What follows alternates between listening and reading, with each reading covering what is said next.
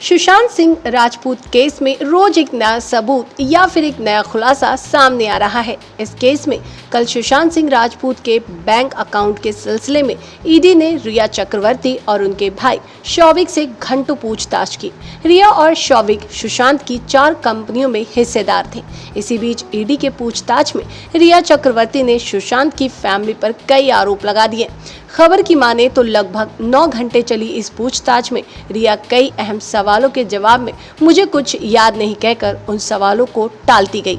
Report के मुताबिक रिया ने उन सभी आरोपों का सिरे से खारिज करते हुए खुद को बेगुनाह बताया है। अपने बयान में रिया ने सुशांत की फैमिली पर आरोप लगाते हुए कहा है कि एक्टर का परिवार इंश्योरेंस के पैसे हासिल करना चाहता है, इसलिए उन्हें फंसाया जा रहा है। रिया ने दावा किया है कि सुशांत का परिवार उन्हें फंसाकर सुशांत के बीमे के पैसे का दावा करना चाहता है।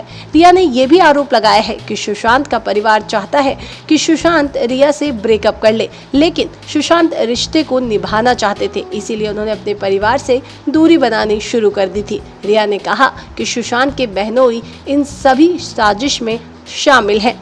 अभिनेत्री ने अपने बचाव में ये भी कहा कि वह एक अच्छे परिवार से आती हैं और उनके पिता के पास पहले से ही उनके लिए काफ़ी कुछ बचत में है और वो अब बॉलीवुड से भी कमाती हैं।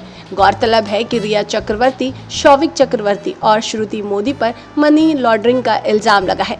सुशांत सिंह राजपूत के अकाउंट में 2019 में लगभग 50 करोड़ रुपए थे, जो अब केवल 1 करोड़ के से कुछ ज्यादा बचे हैं और उनके खाते से रिया और शौविक के खाते में काफी ट्रांसफर हुए हैं और इस केस में रोज कुछ नया खुलासा होता जा रहा है। आपको बता दें, सुशांत सिंह राजपूत और रिया चक्रवर्ती की पहली मुलाकात 4 अप्रैल 2019 को हुई थी और उनके करीब 7 या 8 दिन के अंदर ही रिया सुशांत के साथ उनके घर में ही रहने लगी थी।